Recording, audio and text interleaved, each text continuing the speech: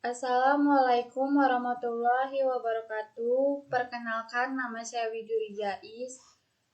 Saya dari kelas B.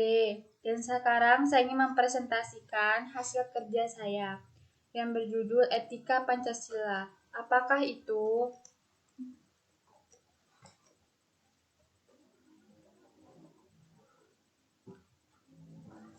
Bah. Dem sih. Apa itu Pancasila? Rumusan dan pedoman kehidupan berbangsa dan bernegara bagi seluruh rakyat Indonesia. Apa itu etika? Suatu ilmu yang berisi tentang watak, perbuatan, atau tingkah laku manusia, mana yang dapat dinilai baik dan mana yang dapat dinilai tidak baik, serta bagaimana dan mengapa kita mengikuti suatu ajaran moral tertentu, atau bagaimana kita harus mengambil sikap bertanggung jawab terhadap dengan berbagai ajaran moral. Apa itu etika Pancasila? Etika yang mendasarkan penilaian baik dan buruk pada nilai-nilai Pancasila, yaitu nilai ketuhanan, kemanusiaan, persatuan, kerakyatan, dan keadilan. Nilai-nilai etika Pancasila. Nilai ketuhanan. Nilai ketuhanan mengandung nilai religius atau keyakinan terhadap Tuhan dan ketakwaan kepadanya. Seseorang dapat dikatakan menjunjung tinggi nilai ketuhanan bila bertakwa kepada Tuhan sesuai dengan agama yang dianutnya, saling menghormati antara pemeluk agama dan penganut kepercayaan yang berbeda, memberi kebebasan pada orang lain untuk beribadah sesuai agamanya, dan tidak memaksakan agama atau kepercayaan yang dianutnya kepada orang lain. Nilai kemanusiaan. Nilai kemanusiaan mengandung nilai moral, kemanusiaan atau humanitarian. Seseorang dapat dikatakan memegang teguh nilai kemanusiaan apabila setiap tindakan dan perbuatannya selalu menjaga martabat orang lain. Perilaku yang adil terhadap sesama manusia juga merupakan wujud adanya sifat kemanusiaan.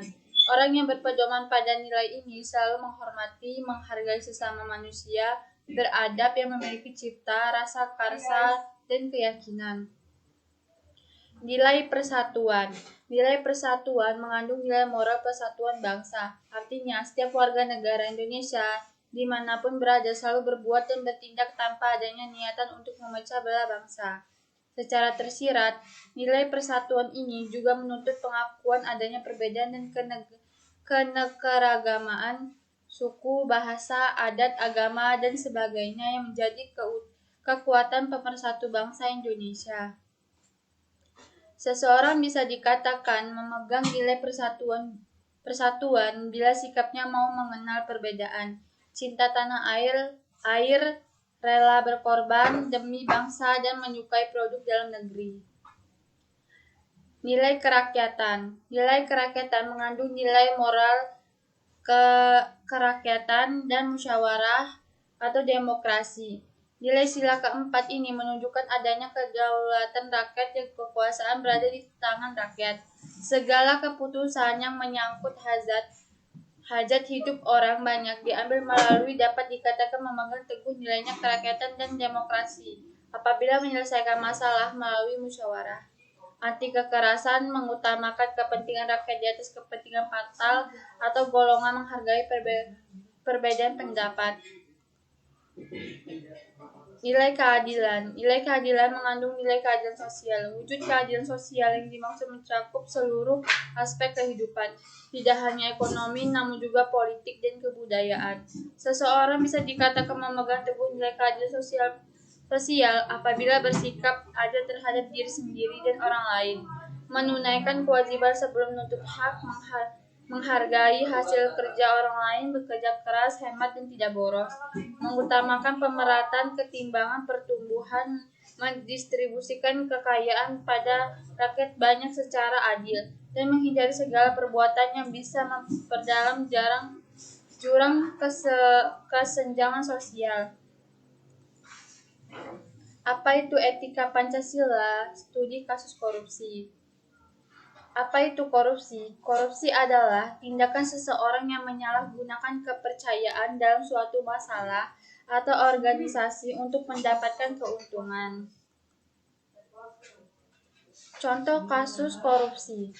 Kasus korupsi merupakan kasus korupsi yang terkait pengadaan KTP elektronik Indonesia. Terjadi sejak tahun 2010. Penyelidikan kasus korupsi ini terus berlangsung selama bertahun-tahun.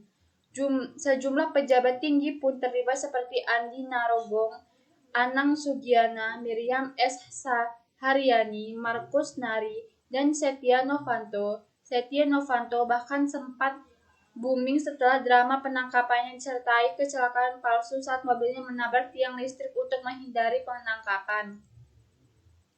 Penyelesaian korupsi dengan cara pendekatan eksternal dan pendekatan internal.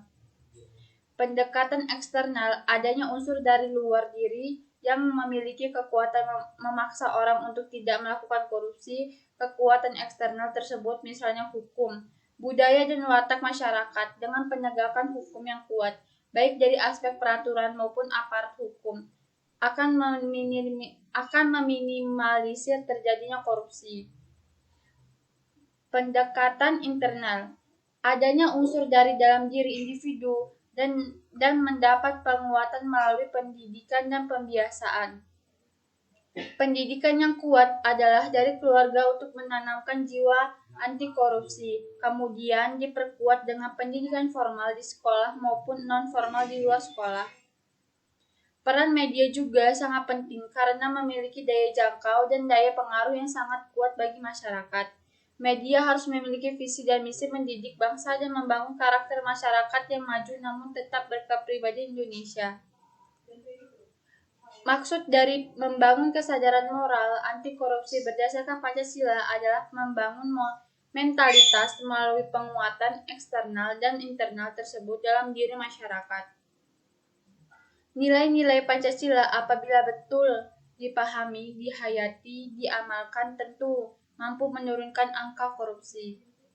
Dengan memahami nilai-nilai Pancasila, maka akan menjadi kekuatan moral besar apabila keseluruhan nilai Pancasila yang meliputi nilai ketuhanan, kemanusiaan, persatuan, kerakyatan, dan keadilan dijadikan landasan moral dalam seluruh kehidupan berbangsa dan bernegara, terutama dalam pemberantasan korupsi. Sekian, terima kasih.